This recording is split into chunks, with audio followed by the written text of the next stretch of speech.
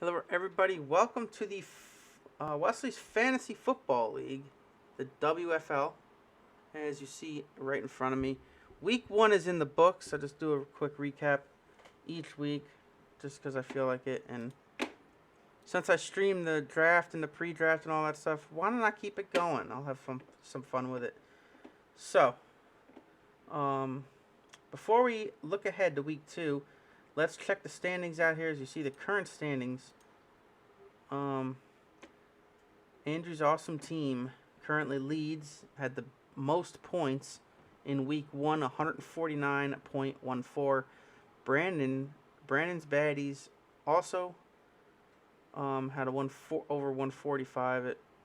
There was a very tight, like, the whole top half of the field there is within 8 points, so it's going to be a heck of a game if any of them face off. But 146.78 for Brandon's baddies, and Wesley's winners 146.76.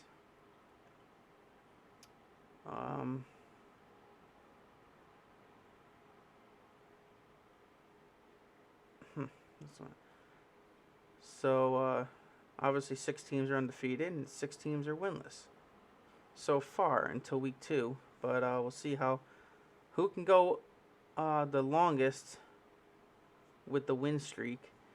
Bills Bruisers is in 4th, 143 points scored in week 1. Dylan's Shit Show 141.78, and Gary's Dandy Team, one of the worst grades in the drafting, ends up winning in week 1, 141. And I think he was only projected to have, we're going to look at the matchups here in a minute, but I think he was projected to be like under 120. I don't know where that came from, but I don't know. So those are your 6 teams that have won in week 1, and obviously the rest of them have not. So Zach's amazing team, world's only Chargers fan, and Kobe is the one that lost to Gary's Dandy Team. Still scored 133, but wasn't good enough. Now Zach, on the other hand, 146.8 was not good enough to win.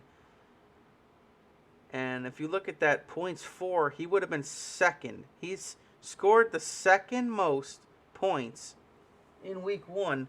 Unfortunately, he went against the one who scored the most. That's the tough break, the unfortunate luck you have right there. So, yeah, that's a tough one. That's a tough one to swallow, but it's only week 1. There's plenty of time left to go. I believe there's 14 weeks. And then week 15. Nope, I think it's 15 weeks. And then, because week 16, because there's 18 weeks now. So week 16 is a round of 8. Week 17 is the semifinals. And then week 18 is the finals. So, yeah, 15. There should be 15 games, so plenty of time for any kind of, and obviously he's got a good team. He scored 146.8, so he's got a good team. We'll see what happens. I don't know who he faces next. Actually, it's above me, but I'll look at that afterwards. And then my dad had a good start. He was looking really good in the beginning, but Brandon was the one that beat him late with a big surge at the end of the week. Caitlin's super team, Terrell's terrific team, and How I Met Calf Your Mother is the only one that didn't score 100 points in week 1, but we'll see what happens in week 2. But see if any of these 6 teams that did not win yet can win in week 2. That will be the question. But let's look at the matchups for week 1. So here's mine. Jalen Hurts coming through with more than his projected points, helping me out. Their team won 32-6. He had the 3 touchdown passes and 264 passing yards, 62 rushing yards. Big points for Jalen Hurts in week 1. I was happy with that. Deandre Hopkins, 26.3. That was another big thing, big game for me there because I was also over the projected. Julio Jones, however, did not have the greatest game according to the projected, but I mean the Titans in general. That's my team, and they did not play that good at all really this week. They were struggling, so hopefully they can turn it around this week here. But yeah, it was the whole team. It wasn't just Julio Jones. I mean, Tannehill getting sacked 5 times by the same person. How do you not block him at least after 2? I don't know. That guy that's supposed to be blocking him was not doing a good job at all. Letting him get to Tannehill 5 times. I mean, that O-line looked really bad this week. Henry couldn't really get anywhere either. Christian McCaffrey, however, got almost right around his projected. He had 98 rushing yards and 9 receptions for 89 yards receiving. So 27.7, that was another big one. Najee Harris, another one that didn't... I mean, it was really only Julio Jones and Najee Harris that didn't get the points that I was hoping. Najee only had 45 rushing yards. He had 1 4-yard reception, only scoring 5.9. Higbee with 11.8 kept me in the game with getting his projected points, and DJ Moore 15.4, and Ryan Suckup got me 3 points there at the end of that game on Thursday night with the game-winning field goal. I hate saying that for Tampa Bay because I don't like Brady, but I mean, he got me 3 points for that because I jumped from 4 to 7 on Thursday night with that kick. New Orleans, 18 points for the defense in New Orleans, and I still lost in a defense battle. San Francisco. It's crazy to think that it's crazy to look at that San Francisco's defense gave up 33 points to Detroit and scored 22 points in fantasy. Yet New Orleans only scored 18 points and they held Green Bay to only 3. But the thing is that San Francisco had the defensive touchdown and an extra sack, and they had 9 tackles for loss. It doesn't even look like New Orleans had a tackle for a loss, and they only had 2 sacks, but they had 2 interceptions, but they didn't have the touchdown. But yeah, it's still crazy to look at, though. Like, only holding the 3 points, you still get beaten defense. Like, that's everything you want the defense to do is hold the team to only 3 points. Still wasn't good enough. Now, my bench players, and I was looking at this, all right, that right here with the Corey Davis. I said during the draft day that I like that pick because he's on the Jets, and I know how bad the Jets are. Jets suck. But I personally thought Corey Davis would be a good pick because I know how good Corey Davis was with the Titans. That I feel like Corey Davis is one of their best receivers that I think he'll get thrown to a lot more. And he got 11 points higher than his projected, scoring 26.7. But no, I kept him on the bench. And if I had him in the spot Julio Jones was in, I could have had a ton more. I could have had 20 more points there, and I could have had 20 more points if I had Williams running back in for Najee Harris at running back. That would have been another 20 points. That could have been 40 more points. I could have had 186. That would have been a huge, huge game. But Fitzpatrick got hurt in the game. Only got 0.72, so I'm glad I did not start him. Oof. I mean, the rest of my bench, I mean, I did better in the game than the bench besides those 2, so there's nothing really I can ask for. Jonnu Smith scoring 9.8, but still was under Higbee's 11, only by 2, but still. And they both got their projected. I had Dak Prescott on the other side of me, scoring about the same points. But Ezekiel Elliott only got 5.9.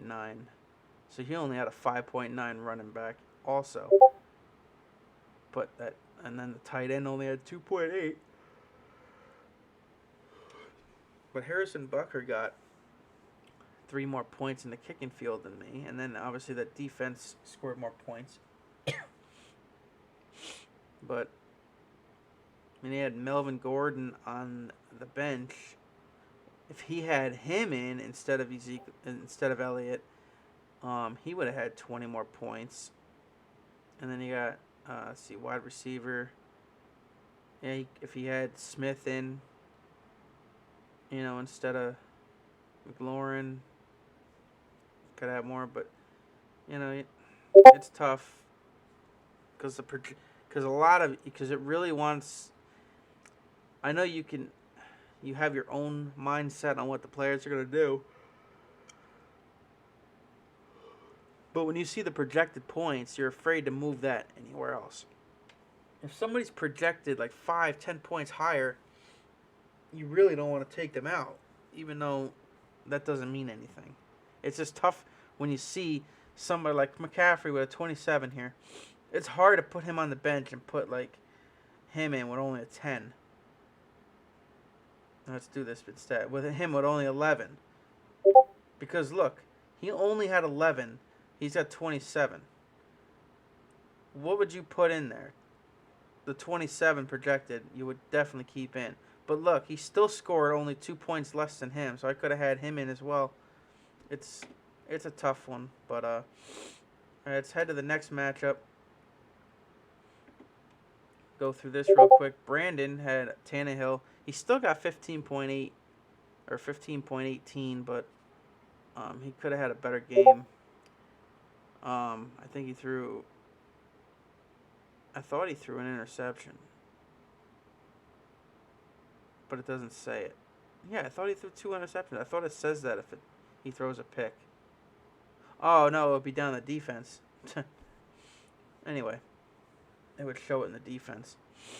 But Tyreek Hill, 39.10. I think that's one of the biggest things that won him that game over my dad. Because even with... that's another thing. Well, I knew he wasn't getting points for Fick in here. However, he did play, I think. He just didn't get anything. He didn't get any points because he was projected points. So obviously, he was playing. He just didn't get anything. So that projected 10 got 0. So he was minus 10 from the projected at the end. Meanwhile, Brandon was 20 over with this, so that really flip-flopped there. Mostert was way under. Even Edwards-Helaire was way under. Diggs was even under. Jesus, he was even under. Where did he get all the... Okay, Hawkinson got a big day in the tight end spot. Tight ends don't really seem to get that many points. At least for me, it's hard for them to get a lot of points. I don't know why. I know they don't usually get targeted much, but... And he had Robbie Anderson in for the extra. The designated hitter, I guess you could say. Baseball terms. He was right around as projected. But he missed out. Look at all these points down here. Not like he missed out on them. They're all double digits except for this one.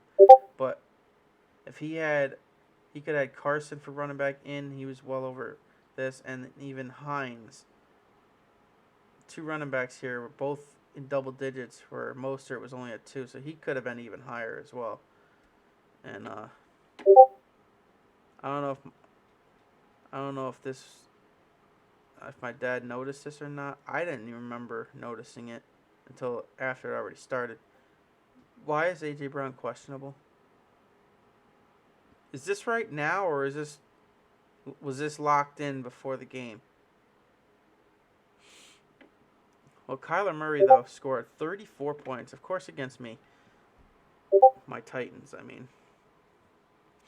Kyler Murray had a good day. That's what helped my dad there. A.J. Brown. So, I mean, that's the scores there. I mean, he's got a few people here. N.A. Are they backups? I'm not even sure. He's got 3 tight ends. You don't really need 3 tight ends. But we'll have to look at the upcoming. Jeez, this is taking longer than I thought it was going to. Let me just go through them quick. Here's the good. This was a good matchup. High scoring. Close. Lamar Jackson did not have an up-to-par day there. Matthew Stafford had more than average. So, they averaged out there. But, let's see. Who else got him a lot of points? Samuel got a ton of points over here on Zach's side. Not enough to cover that 3-point gap, though. But the Pittsburgh defense that Andrew has, that Pittsburgh defense is one to have, man. The Pittsburgh defense is definitely one of the best defenses. I would have loved to have Pittsburgh defense. I had them last year. They got me a lot of points last year. And his highest were Stafford, Cup, and Waller here. So see what he had on the bench. They really didn't have high scoring on the bench at all. So really, this was a good picks for them to keep in and start. Yeah, that tight end wasn't matching this tight end. What about the running back? No? Oh, no, he had nothing here. Wide receiver. Yeah, everybody in here was higher than this. So, that's why he won. Same over here. That's why he scored that many points, even though he still lost. He beat the overall projected. He was projected to lose, but he was projected to lose by 10, and he only lost by 3. I didn't even look at the projected here. I was close to my projected. Terrell's was not at all close to projected score. And Brandon over here actually beat his projected. And my dad actually almost got to it too. So Brandon was projected to win by a lot, but it was looking like he might actually pull off the upset at one point. But those little things like this right here, not getting anything out of this, that projected hurt there. But all right, let's go to the next game here. This is Colby's team and Gary. This was a big upset this was a huge upset. Like this right here, Amari Cooper. Where in the world will you see him getting 38.9 the same day freaking Gronkowski gets 29? That was the Thursday game. Those two were Thursday game. He had over almost 60. I can't do math right now. I'm tired. But that was damn near 60 points for just 2 players after Thursday night's game. So those 2 right there helped him win this game, because if he's 22 over and he was 20 over, 19 over. That's 40 points over project. Look at that. That's crazy. The projected is crazy. 156 to 1, a dominating projected score in favor of Colby. Huge upset on that one. That one was crazy to look at.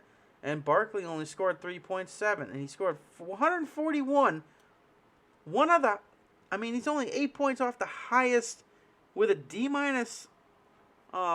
grade in drafting, and a projected 108. Still was only within 8 of having the highest score of the whole week. That's crazy. And Badgley was projected at 0 for my Titans, but ended up coming in and kicking. and gotten one. So that's insane. And actually, if he had Daniel Jones in, uh, he scored actually 5 more than Tua did. So he had more on the bench here. And this running back here, 11, Singletary, if he had him in instead of Barkley, would have been even higher. Like, he had some higher ones on the bench even. That's insane. Didn't see that coming. Trevor Lawrence, 24. I mean, he had the right quarterback in for the week. Russell Wilson scored more than him. So that one was an interesting one. And Gary winning in his fantasy football debut, as well as Bill winning in his fantasy football debut. 143, actually higher than projected. And over here, way under projected. I don't know what happened here. Okay, Jones minus 0.6. So after Thursday's game. This was Thursday. After the Thursday game was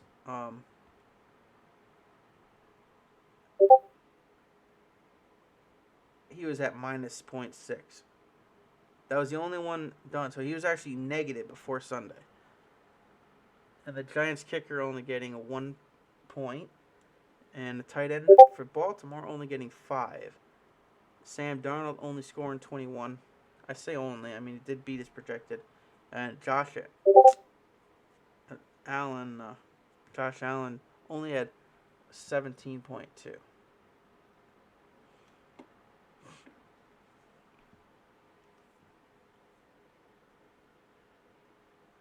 Travis Kelce. Bill had Travis Kelce with a 25. Montgomery with 20. Lamb with 23. He was regretting this one because Chase. He wished he had Chase in there playing. But yeah, if he had Chase instead of Pittman, he'd have been even higher also. So I mean, he had 3 people on the bench with 20 over 20, and actually he's got Derek Carr. He could have had him instead of Josh Allen in, would have actually scored more. Actually, he's got 2 wide receivers on the bench with 22. He could have had a wide receiver in this slot. Could have one of them right here and the other one right here. So, yeah, I mean, that was... Oh, yeah, I didn't even realize the bench showed the score on the bench. So he won with his bench players as well. And then the final game, to recap week 1. Caitlin's super team.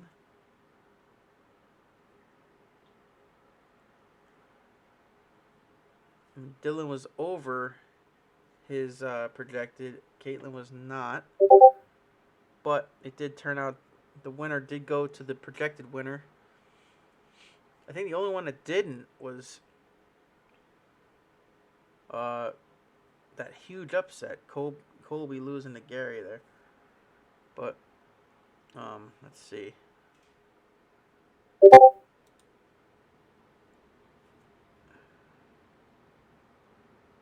So he won by 100. Or I mean 2. Wow. He won by 20. Brady scoring 31 points still.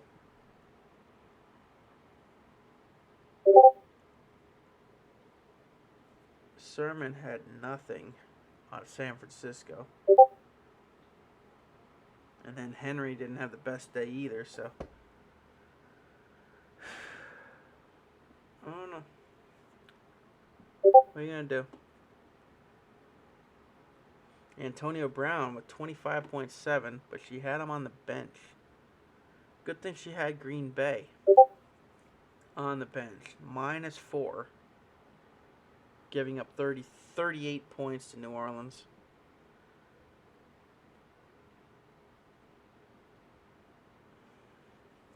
So that's your week 1 recap. And there's again your final scores. Wesley's winners winning 146 to 112 over Terrell. Brandon winning 146 to 127 over Keith. Andrew winning 149-146 over Zach. Gary winning 141 over 133 or to 133.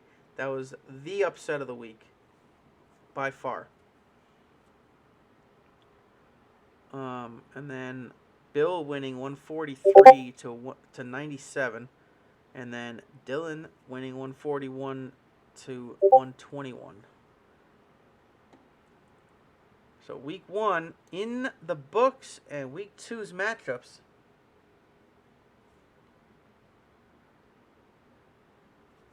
Look like this. I am going off against Caitlin's super team. Brandon's facing Dylan's shit show. Terrell is facing Gary. And Zach is facing Colby. Andrew's facing Bill. And Keith is facing Matt Fisher. Now, look at the projected, okay? I'm only projected by 1 point over Caitlin. Brandon is projected by 6 points over Dylan. Now, again, Gary heavily the underdog here. But we saw what happened. Now, if we look back to this week here, Terrell did not meet, or did not even get up to the projected. Meanwhile, Gary